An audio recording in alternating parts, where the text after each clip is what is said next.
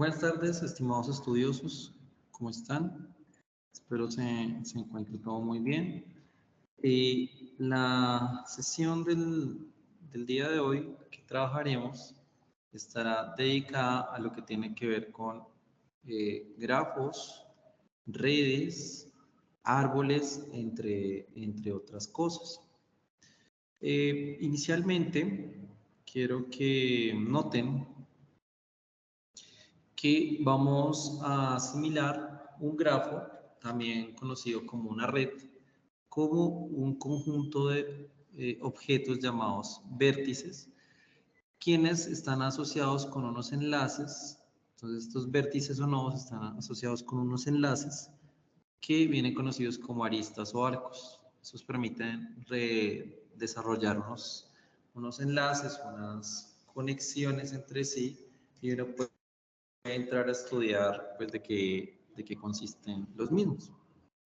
Entonces, por ejemplo, aquí podemos ver situaciones, cada uno de estos es un nodo, un vértice, y tiene esas asociaciones entre sí, como este enlace que se sostiene. Bueno, entre diferentes, digamos, ejemplos que uno tiene,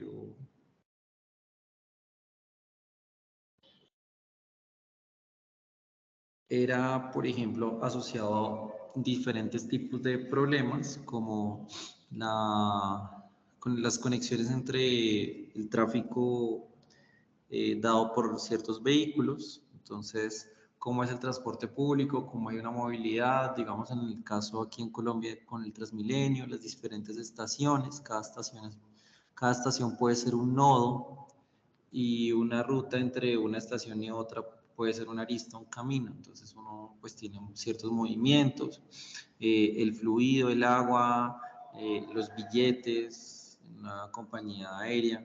Entonces todo esto está asociado de cierta manera con conexiones y nodos entre sí. Las redes sociales, entonces digamos, si usted tiene una determinada persona y esa persona, digamos en Facebook, es amiga o tiene la conexión con otra persona, entonces ahí se genera un enlace y puede haber una conexión con otra persona, esa es otra persona y hay una conexión a partir de otro nodo y así. En general, pues usted lo puede ver de esta manera. De hecho, en un mapa, cuando uno tiene un mapa desarrollado por un territorio, entonces un mapa en concreto, usted puede en cada territorio pensar solamente en un punto, un determinado punto, y uno busca lo que son los adyacentes, es decir, que son contiguos entre sí. Entonces acá hay un enlace por estar seguido, acá hay otro enlace, acá hay un enlace también para este tiene un enlace, este tiene un enlace, este tiene un enlace, este tiene un enlace y aquí tiene un enlace. Entonces aquí ya tenemos un interesante grafo hecho asociado a un mapa por relaciones contiguas. Entonces digamos, cada región, cada territorio, usted le puede asignar un punto y con ese punto pues asocian los enlaces. Entonces eso ya le da una representación interesante. Todo este tema de la teoría de grafos o redes viene a ser a partir de Leonard Euler, en un problema que le colocaron en una ciudad llamada Königsberg en 1736. Entonces, digamos, lo que se tenía en su momento era que se quería realizar un tour y la idea del tour, como ustedes ven aquí en pantalla, era cada una de estas de que está acá es una zona, ¿cierto?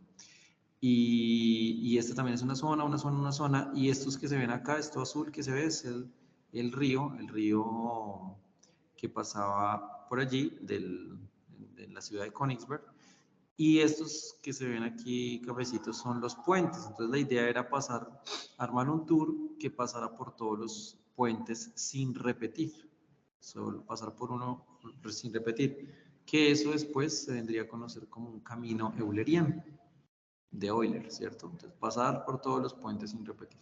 Entonces, aquí le pusieron ese problema, le preguntaron si era posible armarse un tour de tal manera que usted pasara por todos los puntos sin repetir, y Euler dentro de su gran innovación, se dio cuenta que ese problemita, así como se lo han planteado, se podía traducir a lo que vendría a ser una red o un grafo. Entonces noten que si usted observa este puntico que está acá es B, o sea la región B que está acá. Este puntico que está acá resulta ser A porque yo tengo dos conexiones, la que está acá y la que está acá. O sea, yo tengo aquí una y dos conexiones para llegar de B a A. Tengo otras más conexiones. Y de aquí abajo, pues entonces lo que tengo es, haciendo la misma analogía, tengo a D, la región D, y aquí tengo la región C. Entonces la representación de este problema que plantearon a Euler se puede llevar a esto. Y entonces es básicamente buscar trazar una línea que pase por todos los puntos sin repetir de alguna forma. Y pues Euler, en esto que le llamaron los caminos eulerianos, él logró demostrar que no se podía. Él logró demostrarlo a partir de su gran teorema de caminos eulerianos. ¿Sí?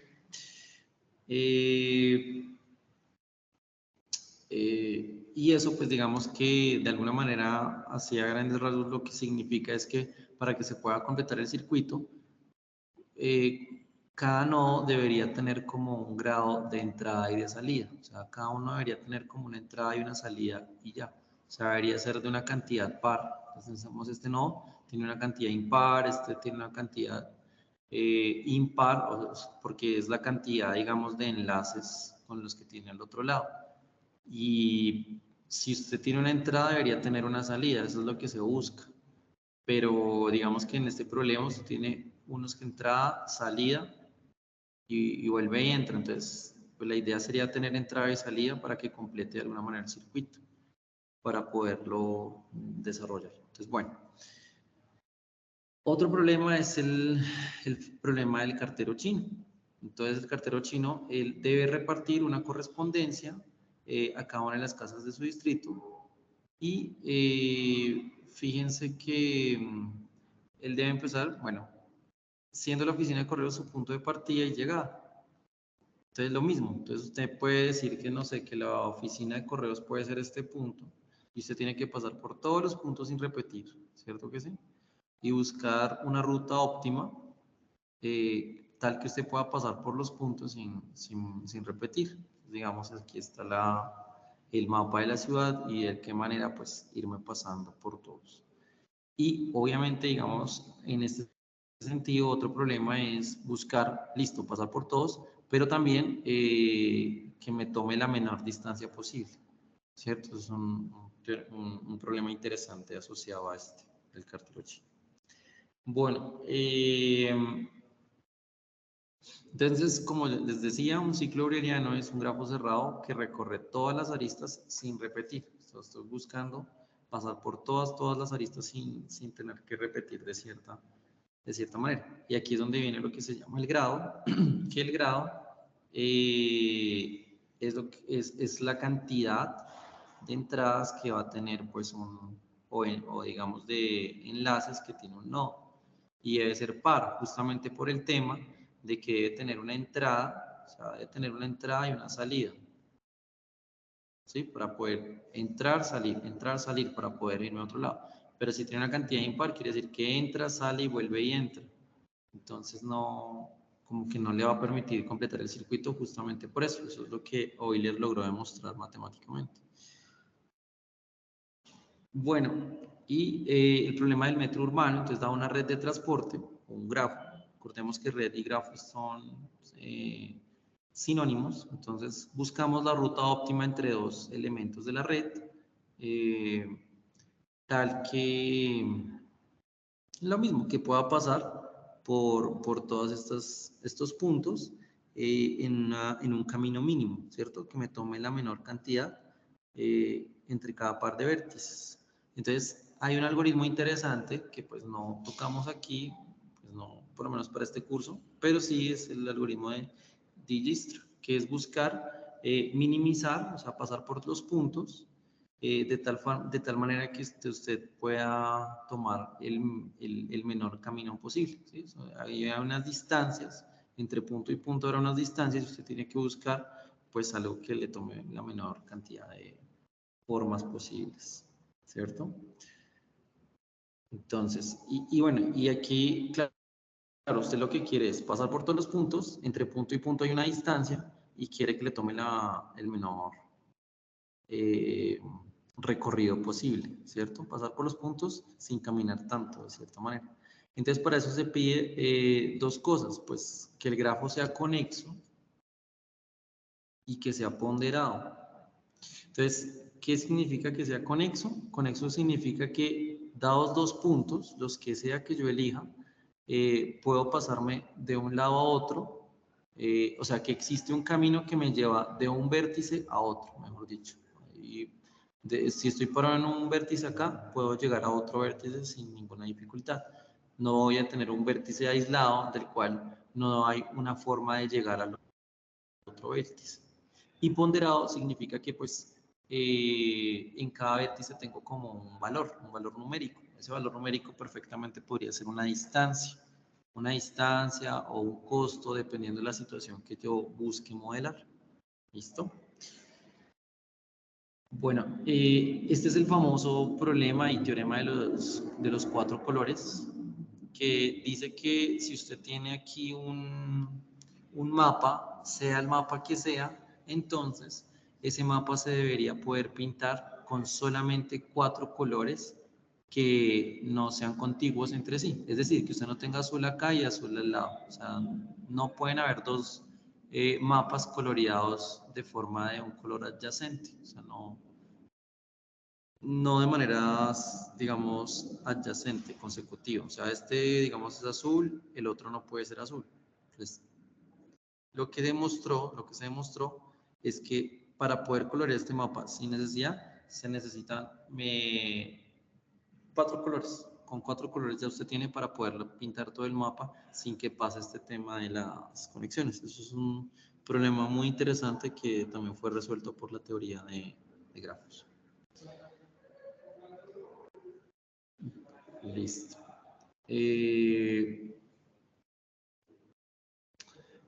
Entonces, bueno, esto...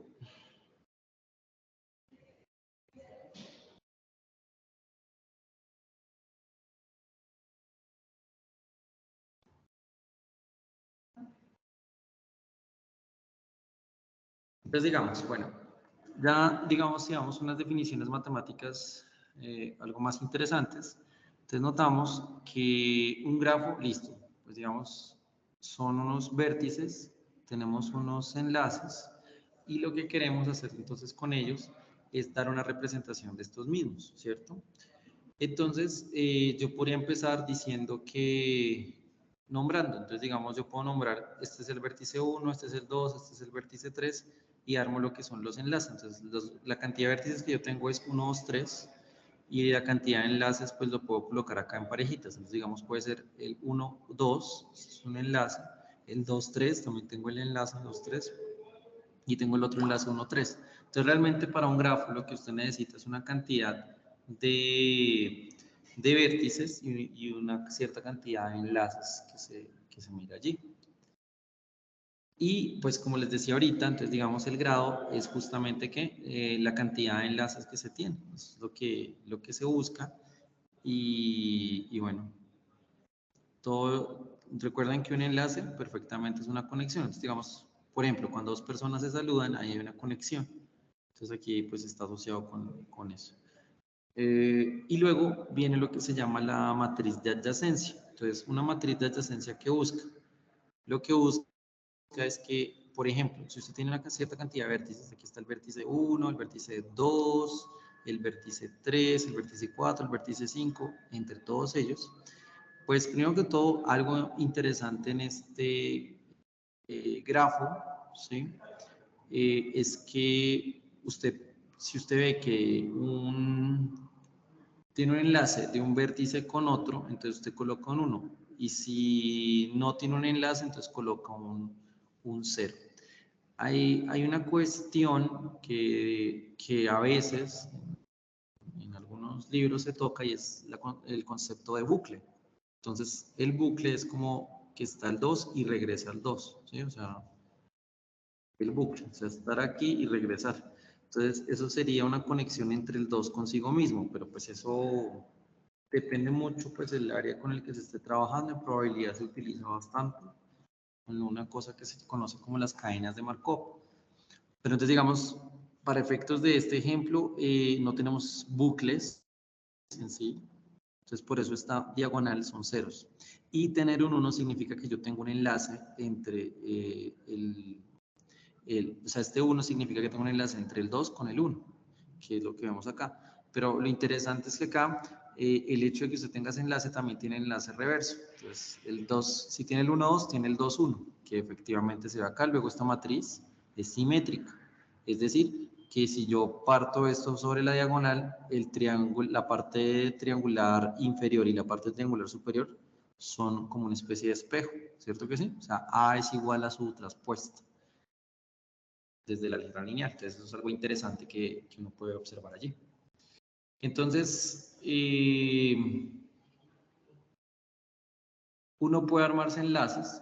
Es necesario pues darse cuenta que la matriz de adyacencia debe ser simétrica. Aquí no es difícil darse cuenta que si la matriz no es simétrica, entonces no podría ser una matriz de adyacencia. Eso es lo que uno busca. Bueno, uno podría tener lo que sería un grafo tipo ciclo, ¿cierto? Y un grafo tipo ciclo sería, de cierta manera, que solo hayan conexiones de forma consecutiva, pero sin pasar. Por ejemplo, el hecho de que este no esté ya me implica que yo tengo es un ciclo. Entonces voy pasando uno a otro, digamos, de un primer vértice, un segundo vértice, tercer vértice, cuarto vértice y regreso al que estaba. Pero no tengo un enlace que me una, por ejemplo, el 1 con 3 o el 2 con 4. Esto no va sucediendo. ¿Listo? Entonces, estos son los grafos ciclos. Entonces va uniendo los vértices y va formando pues un camino necesariamente como lineal hasta que regresa al punto inicial. Estos grafos completos sí es que de cierta manera todos los vértices están enlazados, todos los vértices están enlazados todos con todos, no le falta ninguno. Entonces, bueno. Y luego viene lo que se llama un grafo ponderado. Entonces, un grafo ponderado tiene que ver con que cada enlace, pues usted le coloca, digamos, un valor, un peso. Entonces, es lo que uno llamaría un grafo ponderado y uno puede hablar lo que se llama la matriz de costos o matriz de adyacencia asociada a ese grafo ponderado. ¿Listo? Entonces, bueno, esto no creo que sea necesario.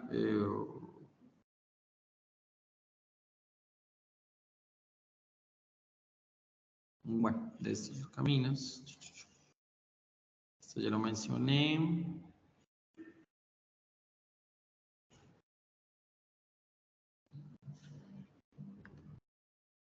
Un segundito.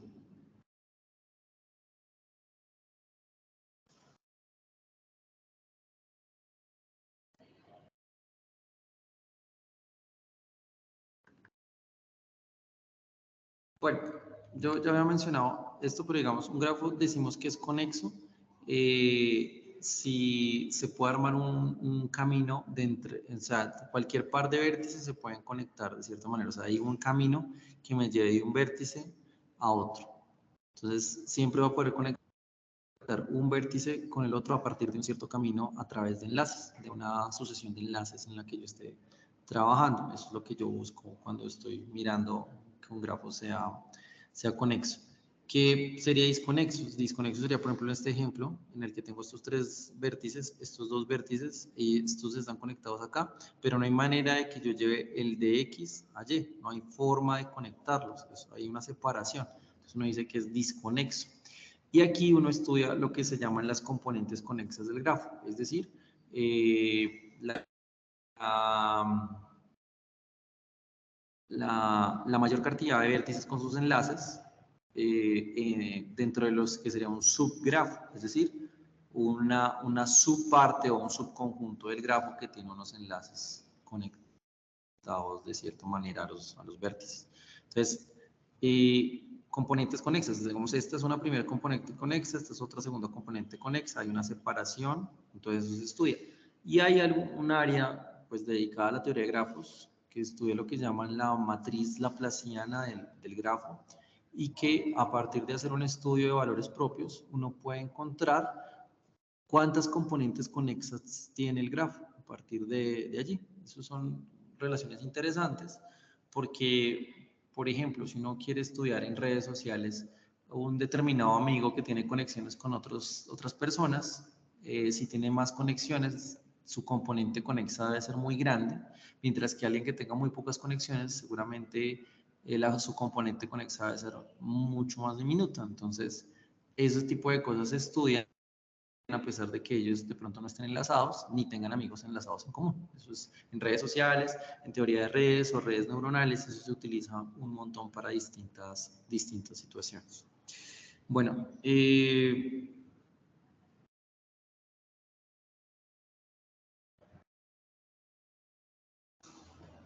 entonces, pues aquí hay teoremas interesantes, matemáticos. Por ejemplo, si usted quiere saber si un grafo es conexo, entonces usted puede calcular la potencia matricial y hacer esta suma hasta un cierto n menos 1, y si resulta que la suma de esa nueva matriz no es, ninguna de las componentes de esa matriz suma que aparece ahí no es 0, entonces yo puedo darme cuenta que el grafo es conexo, porque tendría todas las asociaciones interesantes que se ven allí. Eso después va a dar nacimiento a lo que es la matriz laplaciana. Bueno, acá hay como un ejemplo, me parece que aquí hay como un ejemplito. Digamos que aquí, fíjense que este n, que no lo mencioné, este n tiene que ver con la cantidad de vértices, entonces la cantidad de vértices es menos 1, ¿sí? Y usted hace esta suma de potencias acá, y ahí luego usted mira si la suma me da, si me da 0 o no me da 0. Pero todas las componentes, si ninguna de las componentes hace que la suma de esas matrices me dé 0, entonces puedo decir que el grafo es conexo. Entonces, digamos acá, yo tengo aquí la matriz A, este es el grafo, fíjense que aquí tengo la matriz de adyacencia, entonces conecto, entonces el 1 está conectado con el 2, ¿sí? Aquí se ve, y armo toda la matriz, vemos que efectivamente es una matriz simétrica, ¿cierto? Y armo las potencias, entonces hago lo de mismo álgebra lineal, hago las potencias a la 2, a la 3 y hasta a la 4, porque tiene como 5 vértices y tiene que ser 5 menos 1, o sea 4, y noto que al sumar todas estas, pues ya todas de hecho son positivas, y si yo las sumo, entonces pues claramente el grafo me da conexo, y efectivamente es lo que yo veo, porque siempre voy a poderme mover a cualquiera de los nodos de cierta manera. Entonces, digamos, usted podría tener la información filtrada en la matriz de adyacencia, y de hecho, si usted tiene la matriz de adyacencia, podría armar el grafo y viceversa. Eso es algo interesante que se realiza y se practica allí. Bien. Entonces, un grafo es euleriano, así que si cualquier camino es cerrado, es decir, el punto de inicio es igual al punto de terminación, y pues eso me da lo que sería un circuito euleriano que va recorriendo todas estas relaciones entre sí, las va recorriendo unas entre otras. Entonces, cualquier ciclo, pues es euleriano, sí, porque pues tenemos la sucesión de puntos, como se van generando a partir de allí. Pues bueno.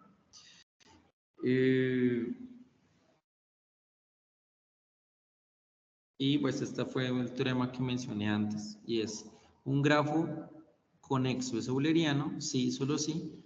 Todo vértice tiene grado par. Recuerden que el grado tiene que ver con la cantidad de vértices perdón, la cantidad de enlaces con las que está conectado a un determinado vértice. Eso es algo fundamental de la teoría de grafos. Bien.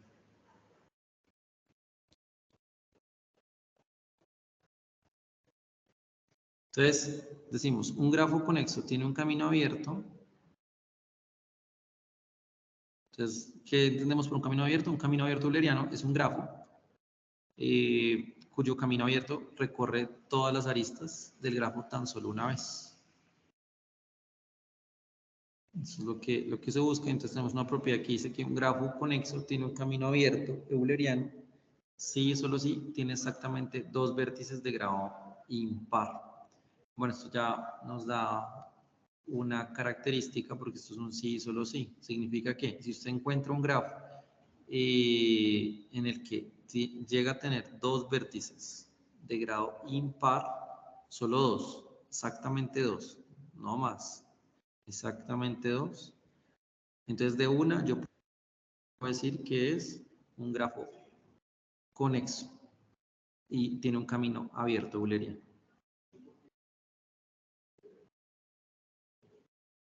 Entonces eso es un resultado interesante.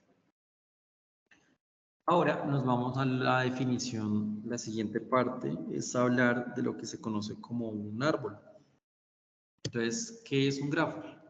Un árbol. Un árbol vendría siendo entonces un grafo que es conexo y que no tiene ciclos.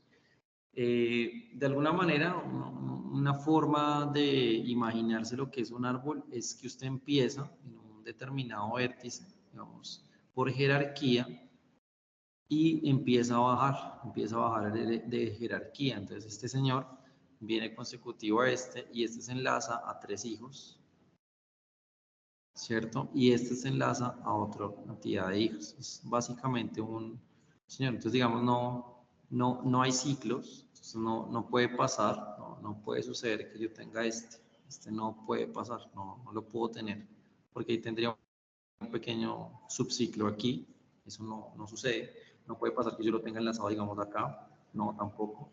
Tendría ahí un pequeño ciclo, ¿cierto? Estaría desarmando como un ciclo, y eso no se sostiene. Entonces, vemos que la definición entre dos vértices diferentes, cualesquiera, hay un único camino.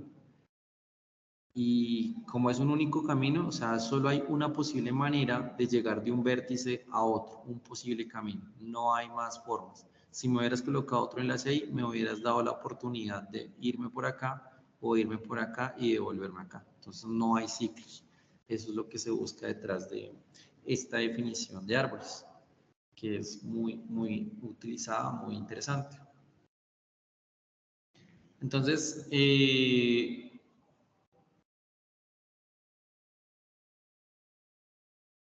por ejemplo, un grafo conexo que no es árbol tiene ciclos.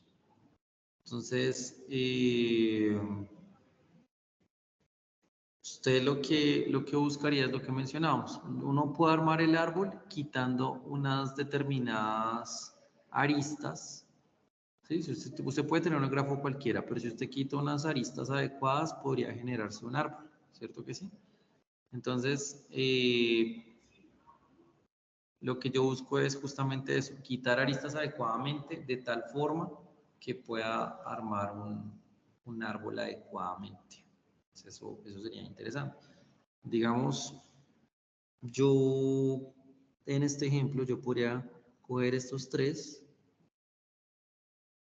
y eso ya me armaría un árbol. Estos cuatro vértices con estos tres enlaces ya me lo permitiría. Otra sería quitar este y pasarme de 2 a 1 y de 1 suceder a 4 y a 3 y, bueno, y quitar este de abajo. Entonces, bueno, hay maneras de armarse ese árbol generador y a partir de él, pues, encontrar y concluir ciertas situaciones.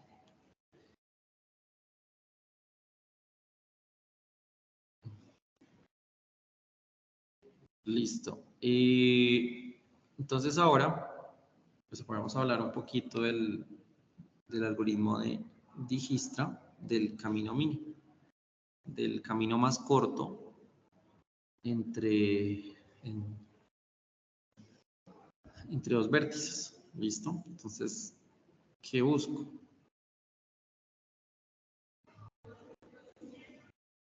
Busco, pues, armar de alguna manera. Tengo una cantidad de vértices y usted quiere hallar un camino más corto entre B1 y Bn, ¿cierto? Entonces, ¿qué hago? Pero entonces usted sabe que entre B1 y cada uno de ellos, para cada vértice, tiene que haber un costo o un peso o una distancia, lo que le va a costar por haber pasado por ese vértice. Eso es lo que uno va viendo. Entonces usted va almacenando y de alguna manera como que usted busca ir disminuyendo iterativamente los pesos que lo van a llevar al final, ¿cierto? Entonces, usted empieza mirando, digamos, usted dice, bueno, el peso en el vértice 1 fue 0, y luego usted va como mirando en la iteración 1, entonces va buscando como la familia de los pesos consecutivos, cuál podría ser el mínimo, que hace que cuando sume lo anterior me dé como una mejor distancia. O sea, básicamente es como coger un grafo ponderado, cogerme, digamos, estoy aquí moviéndome y pararme aquí y de aquí a acá sé que me va a costar 3 el movimiento, de aquí me va a costar el 6 e ir buscando el que me cueste menos, ¿cierto? Dentro de este grafo ponderado, el que me cueste menos, de pronto de aquí a acá o de aquí a acá. Entonces uno dice, bueno, entre estos dos, ¿qué me cuesta menos? De pronto me cuesta menos este 3 y luego me paro acá en este 2, entonces tengo el camino que este me cuesta 1, este me cuesta 3 y este me cuesta 5. Entonces uno dice, bueno, de pronto el que me cuesta menos es este 1 y aquí, ¿qué me cuesta? Entonces ya he pasado por estos dos, tengo que pasar por todos, este 4, ¿qué me cuesta menos?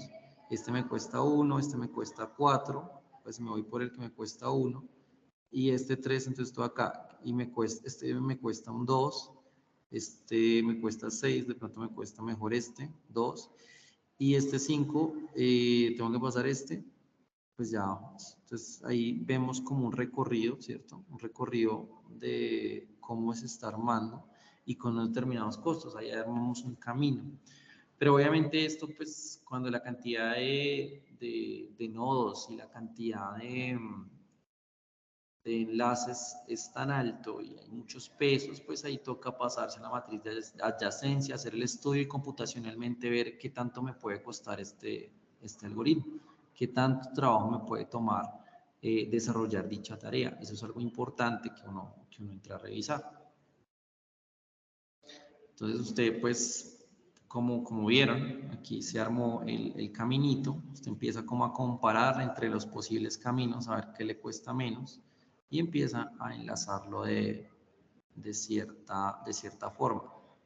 El que yo resolví ahorita acá, digamos, pasó por un vértice, porque pues en parte mi tarea era pasar por todos los enlaces. Sin embargo, pasar por todos los nodos. Sin embargo, digamos que para efectos del algoritmo de Dijkstra, lo que se quiere realmente es buscar el camino que me cueste menos dinero, o sea, que me cueste menos para llegar de un vértice a otro sin tanto problema. Ir buscando a ver qué es lo que me cuesta menos, el peso que me cuesta menos, en este caso vértice 1 a vértice 6. No tengo tanta necesidad de pasar por todos, a menos de que se trate de un tipo de camino euleriano, ¿no? Lo único es que aquí la diferencia es que si usted lo tiene aquí es como una matriz ponderada, entonces entre el vértice 1 y el vértice 2 usted tiene un número que le está midiendo esa distancia, entonces digamos, eso es muy similar, yo no sé si aquí se menciona, es la de, si recordamos un poquito aquí lo que vimos de la matriz de adyacencia, mira aquí la matriz de adyacencia, yo colocaba un 1 porque era un enlace entre B1 y B2. Entonces yo aquí en vez de colocar unos y ceros, yo lo que puedo colocar son los pesos que me dé el grafo, porque esto es lo que se llama un grafo ponderado, y entonces digamos si eso me cuesta un 5, entre 3 y 5, entonces me paro entre 3 y 5 y coloco el numerito que me cuesta. Entonces lo que llama uno una matriz de costos o una matriz de distancia, eso es importantísimo y con eso se entra a trabajar. Bueno,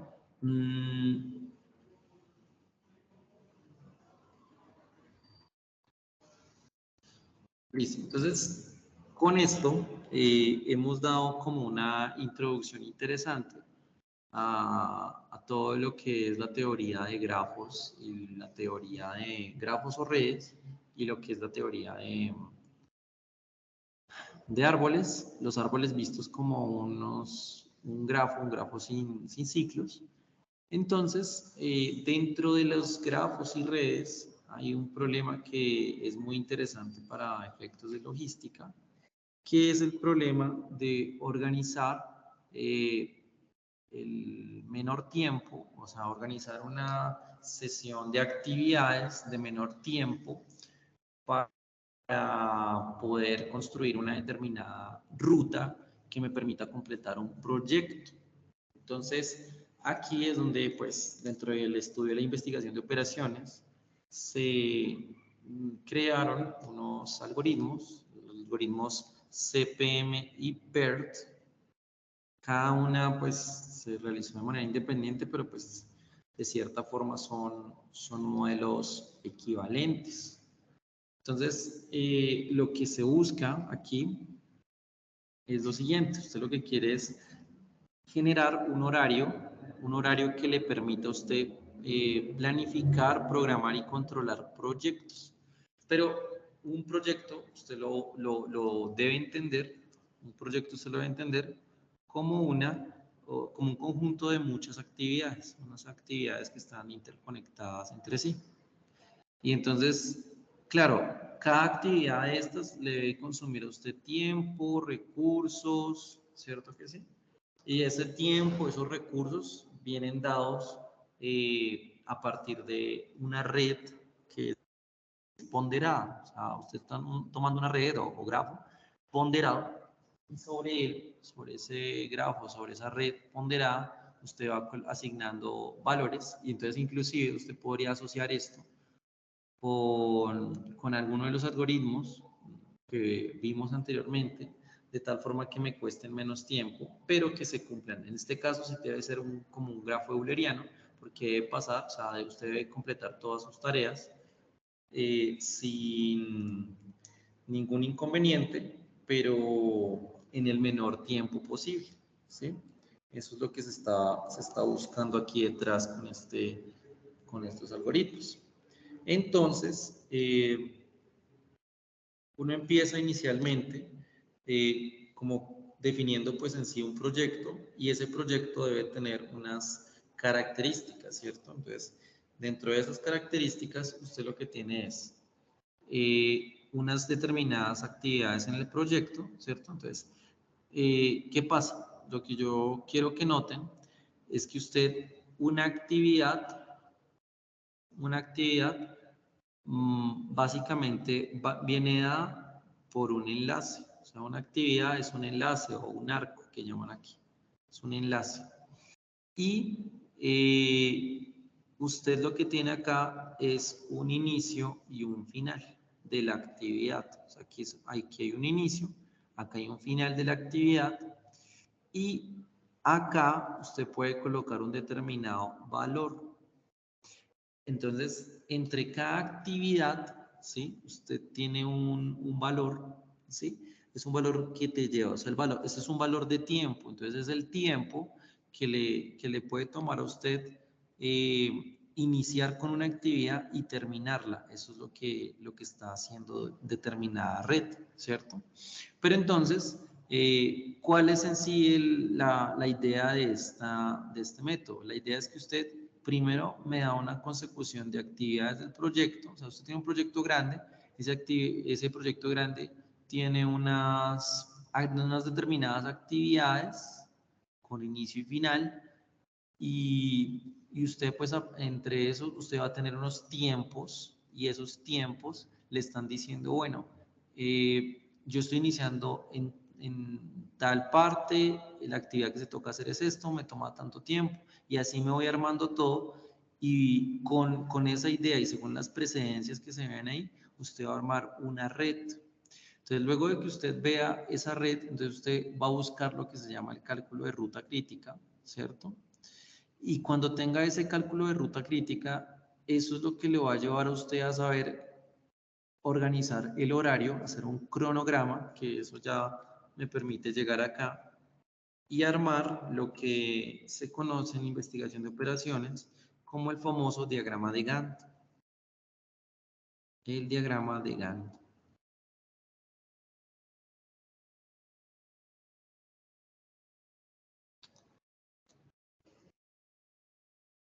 Y entonces el diagrama de Gantt de alguna manera le está diciendo a usted como, bueno, tengo que, esta actividad me va a tomar tanto tiempo, esta otra actividad me va a tomar tanto tiempo, y organizar los tiempos de tal forma que usted sepa por prioridades qué es lo que tiene que hacer y lo que no tiene que hacer en las mismas. Eso es algo importante que se estudia allí.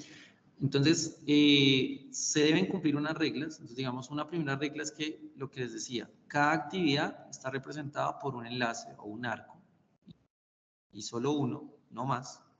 Y cada actividad debe estar identificada por nodos terminales distintos, es decir, un inicio y un final. Cada una de estas es lo que yo he mencionado. Hay algo que de pronto no sé si alcancé a decir, pero bueno, es que dentro de los grafos hay una cosa que se llaman los grafos dirigidos. Dirigidos es que usted como que se mueve a través de un flujo, ¿cierto? Como si fuera agua o como si fuera algún tipo de fluido, ¿cierto? Y eso le da a usted como una señalización, o sea, hay unas flechas que le dicen por dónde se puede mover. Pero digamos, si la flecha le está diciendo que se mueve hacia allá, no hay forma de que usted se regrese. O sea, si ya tomó esa decisión de moverse hacia allá, no es posible devolverse. Entonces, eso ya le habla de un cierto tipo de grafos, conocidos como grafos dirigidos, en el que pues o sea, se debe seguir de cierta manera la orientación dada en el gráfico. Es algo interesante, y pues de hecho la red ya de por sí cumple esa característica. Yo no me puedo devolver. O sea, a pesar de que esto pareciera tener ciclos, digamos que esos ciclos se pierden en el sentido de que aquí el grafo es dirigido. Eso se observa, digamos, interesantemente allí. Bien. Entonces, bueno, hay una cosa, y es que de alguna forma hay un inicio y un final, pero hay unas actividades que de pronto podrían ser, podrían generarse de manera ficticia, me explico. Entonces aquí uno habla de actividades ficticias.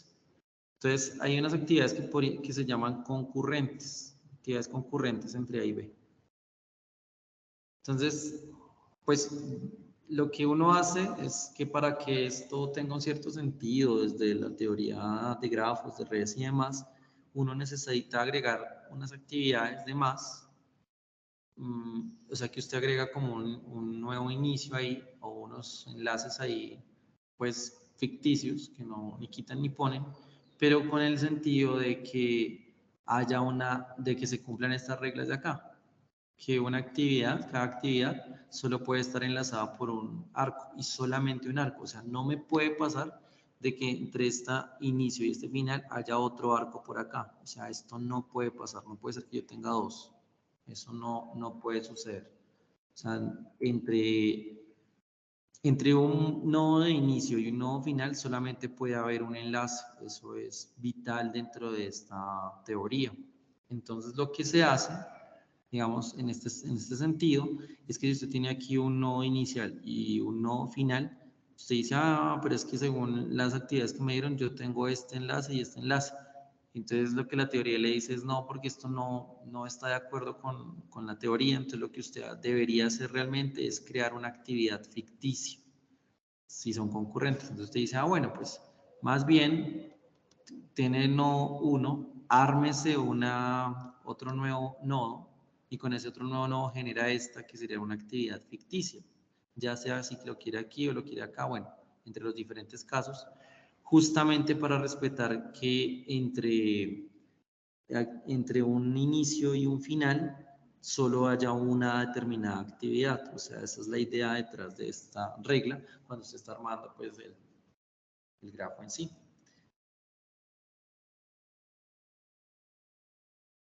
Entonces,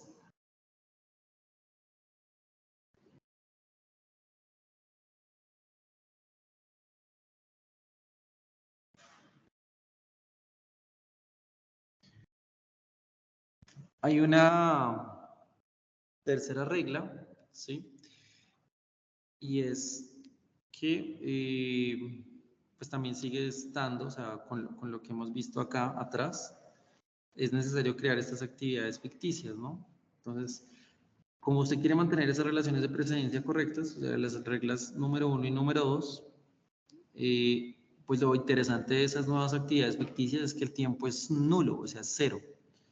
Entonces, ahí es donde uno dice, bueno, ¿qué actividades preceden inmediatamente a la actividad actual y cuáles siguen inmediatamente eso? Entonces, usted, por ejemplo, si mira este dibujo, entonces usted dice, la actividad C se inicia inmediatamente después de que las actividades A y B se han completado. Y la actividad E puede iniciarse después de que se complete la actividad B. Entonces, de alguna manera, está diciéndome que A y B, o sea, ellas empezaron. Bueno, C inicia después de que A y B se completaron, ¿cierto?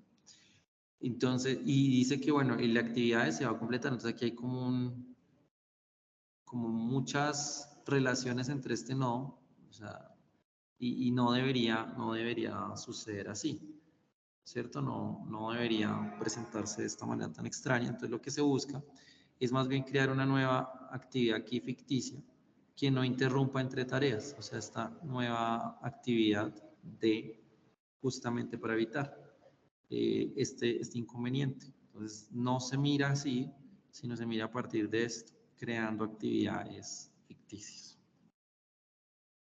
Entonces, un ejemplo interesante de esto es el siguiente. Vamos a mirarlo paso a paso. Un editor firma un contrato con un autor para publicar un libro de texto. El autor somete a consideración una copia impresa de un archivo.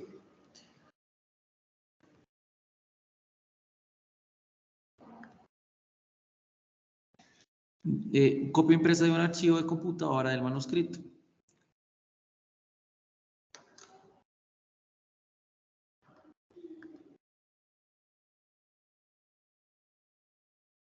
Las actividades simplificadas asociadas con la producción del libro de texto se resumen en la siguiente tabla. Entonces, bueno, tengo una actividad A que se llama corrección del manuscrito por parte del editor. No tiene predecesor y dura 3 semanas. Una actividad B que se llama preparación de páginas de muestra, no tiene predecesor y dura 2 semanas. Una actividad C que se llama diseño de portada del libro, no tiene predecesor y dura 4 semanas. Una actividad D que se llama preparación de las ilustraciones, no tiene predecesor y dura 3 semanas. Otra que se llama aprobación del manuscrito editado y tiene predecesor A y B y dura 2 semanas. Y tengo una actividad F que se llama formación del libro, tiene como predecesor dura 4 semanas. Y tengo una actividad G que se llama revisión de las páginas formadas por parte del autor, que tiene como predecesora F, dura 2 semanas. Y tengo una actividad H, revisión de las ilustraciones por el autor, una actividad que tiene como predecesora D, o sea, la anterior, la preparación de ilustraciones, y dura 1 semana, y producción de las placas de impresión, que tiene como predecesores a G y a H, tiene como duración 2 semanas, y producción y encuadernación del libro, que tiene como predecesores a C y a I, y dura 4 semanas. Bueno, entonces, cuando se observa consecución, o sea, este montón de tareas ahí con las que uno trabaja, lo ideal, o sea, lo que se busca es organizar una actividad allí. Entonces voy a dejar que se tomen unos 5 minutos para que lo mediten, piensen cómo organizarla con las reglas que hacemos y ya continúo.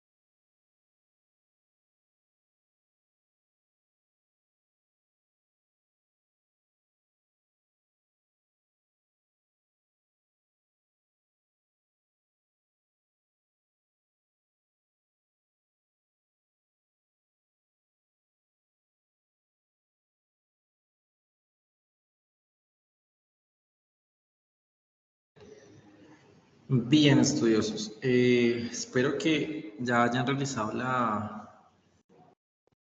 el ejercicio. Entonces, la idea es ir organizando de manera adecuada y si se llegan a cruzar inicios y terminaciones de forma concurrente, como vimos acá, puedes crear actividades ficticias, ¿cierto que sí? Entonces, observen que la red del proyecto debe estar dada de esta forma, ¿cierto? En el que, pues, usted crea los inicios y terminaciones, digamos, usted empieza un 1, 2, 3, 4, 5, los va organizando, pero de tal manera que se cumplen las actividades que me están diciendo. Entonces, por ejemplo, yo veo que de predecesores tengo a A y a B para E. Entonces, la actividad A tiene un inicio y tiene una terminación, y la actividad B tiene un inicio y una terminación. Fíjense que esta tiene 3 semanas en el tiempo, tiene 3 semanas, la otra tiene 2 semanas, que es el numerito que está acompañando la actividad, ¿cierto? Y entonces tiene esta 2, esta 3, pero entonces resulta que ambas son predecesoras de la E. Entonces, como son predecesoras de la E, que esta dura 2 semanas, me toca armar una actividad aquí que es una actividad ficticia, ¿cierto? Por otro lado, me dicen que eh, la D no es predecesora de nadie, ¿cierto que no? Pero, aunque no es predecesora de nadie, pues empiezo a armar las siguientes. Entonces, resulta que F, yo miro F, tiene como predecesora E y dura 4 semanas. Entonces aquí es lo que yo veo, la F tiene como predecesora a E y dura 2 semanas. La H tiene como predecesor solamente a la D y dura 1 semana. Y la actividad C, pues no tiene predecesor, pero la J sí la tiene como predecesora a la C y a la I, que es lo que uno ve aquí en la J. Y lo mismo, la I tiene como predecesoras a la G y a la H, que efectivamente se ve de esta forma. Entonces, esta es en sí la red del proyecto, ¿cierto? Y sobre esa red del proyecto, entonces uno pues empieza a hacer algunas consideraciones, algunas cuentas, para ver qué tanto me toma, ¿cierto? Entonces, fíjense que esto uno podría entenderlo como un grafo o red eh, ponderada y fuera de eso dirigida, ¿cierto? Y lo que usted está buscando es la ruta crítica, es decir, la que le toma el menor tiempo, ¿cierto? En realizar la determinada tarea, es decir, estar en la actividad 1 y llegar a la 9, pero satisfaciendo todas las actividades, es decir, hacer las actividades que me están pidiendo, ¿cierto? De una forma, pues, adecuada, ¿cierto? Entonces, lo que se busca entonces es cuál es la duración total necesaria para completar el proyecto y poder clasificar esas actividades de proyecto como críticas y no críticas. Entonces, una actividad crítica es predeterminada si sus tiempos de inicio y de terminación son fijos. Es decir, cuando yo estoy realizándola, o sea, estoy realizando dicha actividad, dicha tarea, no me va a tomar más del tiempo necesario. No puedo pasarme de ese tiempo límite que me dan ahí. Mientras que una actividad no crítica es una actividad en la que yo me puedo demorar más del tiempo que me piden y no habría ningún problema. O sea, es una tarea que se está haciendo digamos, paralelamente a otras tareas, pero pues esta no afecta como tal la duración del proyecto. No me va a demorar o retrasar la terminación del proyecto. Eso es parte vital de este tipo de actividades. Entonces, para poder hacer eso, uno empieza haciendo unas cuentas que vienen dadas por un determinado algoritmo que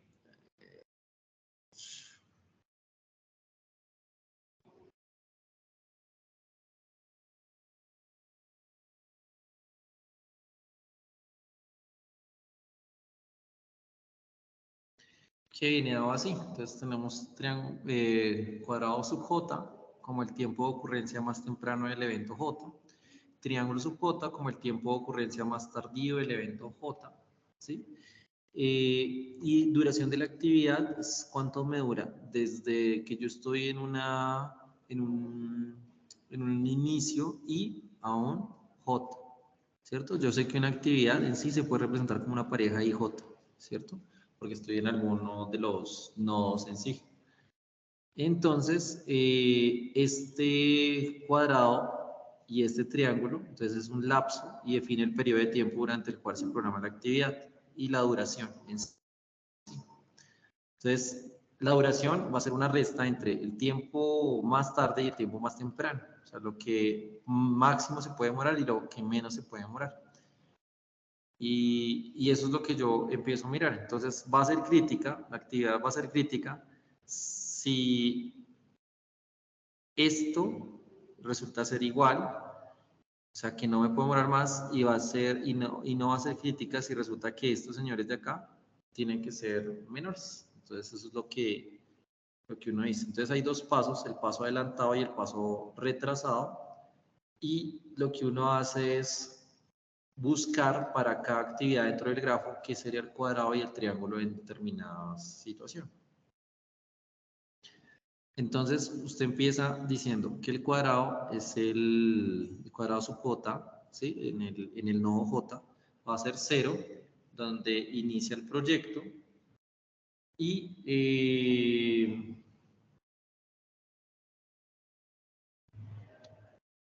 luego usted empieza a ir calculando todos los pasos j de ahí en adelante, método de inducción, haciendo que sea el cuadrado P más la duración del tiempo P sub J.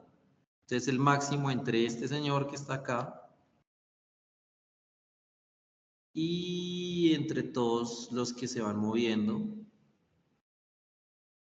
a partir de allí. O sea, usted empieza a hacer en el paso adelantado todo lo que le puede demorar de más todos estos. Entonces, esto es como un algoritmo para poder calcular estos cuadrados, pronto eso. Y el paso retrasado es para calcular los triángulos, los tiempos más tardíos. Que esto se hace a partir del mínimo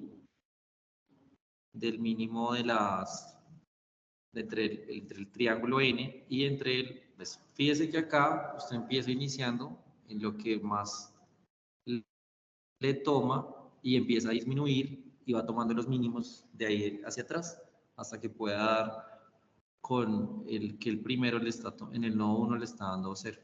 ¿Cómo se hace en sí?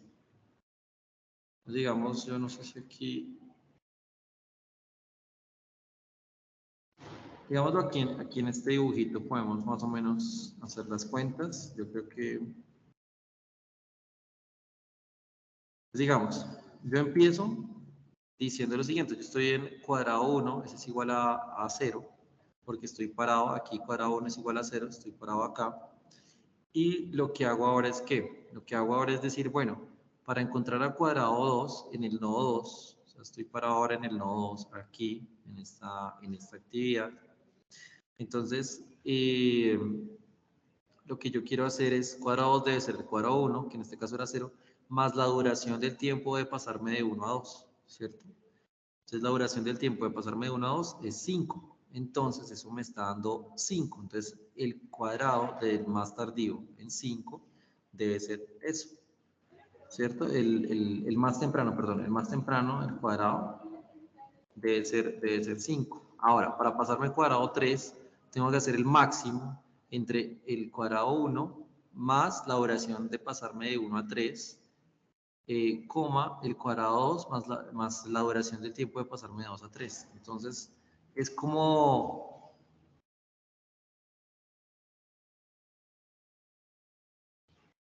Es como si yo quiero saber este cuadrado, me toca comparar de aquí y de acá y tomar el máximo.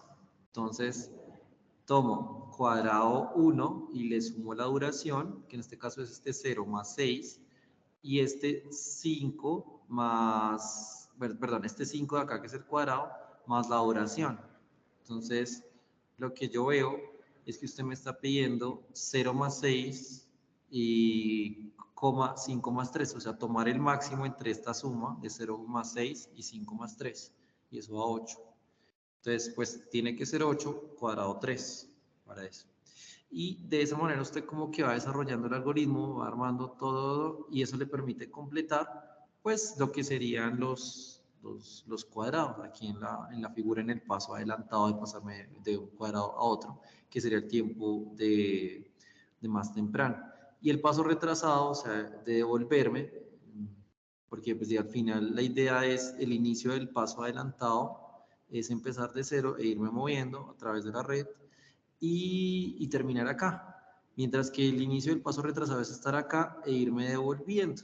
Y no tomando el máximo, sino tomando el mínimo. Irme devolviendo a partir de la red. Entonces, digamos, en el paso retrasado, por la fórmula, entonces será coger el triangulito 6, que es el cuadrado 6, que es 25, aquí empieza con 25, y luego usted empieza a mirar entre las opciones. Entonces, las opciones que era con esta 11, esta 12 y esta 1, ¿cierto? Y entonces, pues digamos, en el triangulito 6 es esto, en el triangulito 5 es el triangulito 6 menos la duración de 5 a 6. Entonces, triangulito 6 menos esta actividad que sería el triangulito 5, que entonces viene siendo 25 menos 12. Y eso nos da 13. Entonces, eso es lo que uno pues entra a desarrollar, a calcular, ¿sí? Y luego sigues con el otro, entonces tomas los mínimos. Entonces ahora me paro con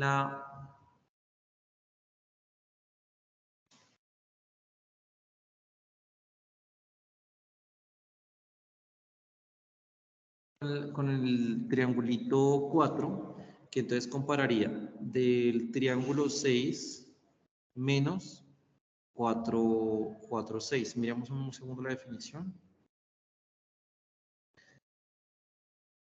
Entonces, esto es lo que busca, son las actividades salientes, actividad JP, JQ, hasta un JB, todas esas actividades salientes, y empieza a mirar los mínimos en estas diferencias, estas restas que se ven aquí. Entonces, listo, para averiguar quién es triangulito 4, entonces tomo el mínimo de triangulito 6 menos la duración que me toma de 4 a 6, y el otro sería el triangulito 5 menos la duración que me toma 4 a 5. Hago la cuenta, hasta ahí la hemos hecho, y luego voy con el otro. Entonces ahora con 3, 6, entonces, para hallar el triangulito 3, este triangulito 3, y empiezo a mirar lo que me puede estar tomando, que sería triangulito 6 con triangulito 5, entonces, porque vienen de allá, de 6 y de 5 son los que vienen, y entonces hago la resta entre triangulito menos la duración, y tomo los mínimos, ¿cierto que sí? Entonces, eso usted pues lo pueden comprobar. El caso es que aquí usted termina completando pues esa cuenta aquí para encontrar los cuadrados y los triangulitos, los tiempos de más tardío y de más temprano, el paso adelantado y el paso retrasado. Luego, dado eso, usted podría armar como un cronograma, ¿cierto? Entonces,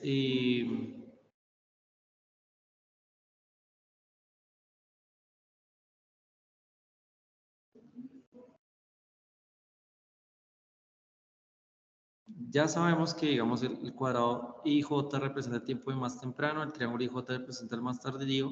Entonces, hay un intervalo entre el cuadrado I y el triángulo J. O sea, hay un intervalo entre la actividad IJ, hay un intervalo que va del cuadrado I y el triángulo J. Hay un espacio de tiempo máximo, lo que dura la actividad. Y eso va a permitir que cuando usted empieza a ver cuál es ese intervalo de tiempos en que se demoran los proyectos, usted lo que hace ahora es buscar esos intervalos de tiempo de cierta manera en el lapso de tiempo. Por ejemplo, aquí vimos que al realizar la cuenta, lo máximo que le va a tomar a este señor es 25 días, pero fíjese que eso es como la suma como máxima para pasarme del 1 hasta el 6, haciendo todas estas actividades, lo máximo en tiempo, o sea, el máximo valor que me va a tomar esto va a ser 25. Tengo 25 días de plazo para poder realizar esta actividad, que es la suma pues, de lo que se está proyectando cuando hacemos toda la cuenta en el cálculo de la ruta crítica. Entonces aquí lo menciono.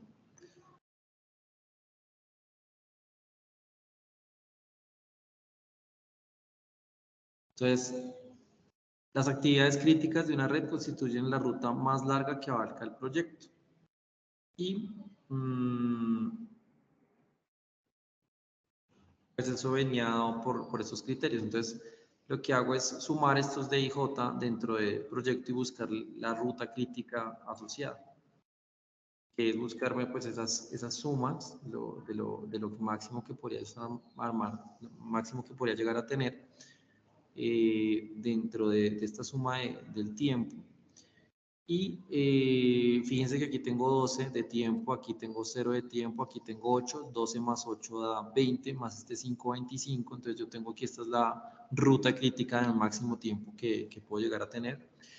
Y sobre esa cantidad de tiempo, 25, entonces yo tengo de 0 a 25. Y entonces aquí es donde yo empiezo a armarme las actividades, una tras de otra consecutivas, y el tiempo de demora que me pueden tomar cada una de ellas, basándonos en las demás. Entonces las líneas sólidas, o sea, las actividades críticas son líneas sólidas que uno puede renombrar aquí, puede ubicar, esa es la línea crítica, y las no críticas, es que yo me puedo demorar un poco más de tiempo, serían las líneas discontinuas. Eso es lo que uno, como lo que uno entra a desarrollar, a desarrollar, a desarrollar allí. Esa es la misión detrás del algoritmo. ¿Listo? Entonces, eso es lo que se busca. Y pues la idea de la actividad que se tiene para esta semana es que ustedes, dan unas ciertas actividades, ustedes encuentren una forma, un algoritmo de armar esta ruta crítica con todos los tiempos de mayor retraso y más tardío, que les permitan armar una ruta crítica a partir de las actividades que se van desarrollando allí. Claramente tendría incluso una mejor nota o demás si usted encuentra, hay un software que le permite hacer esto, pero pues es con Project. Project sí pide como que cuesta un poquito más para poderse desarrollar, sin embargo, pues consideraría que, bueno, si consiguen una herramienta eficaz que les permita desarrollar esto quizás en Excel o demás, les daría un mayor puntaje en la actividad. Bueno, estimados estudiosos, con eso terminamos pues esta última sesión. Espero haber podido brindarles todo el material que necesiten y estamos en contacto para lo que necesiten.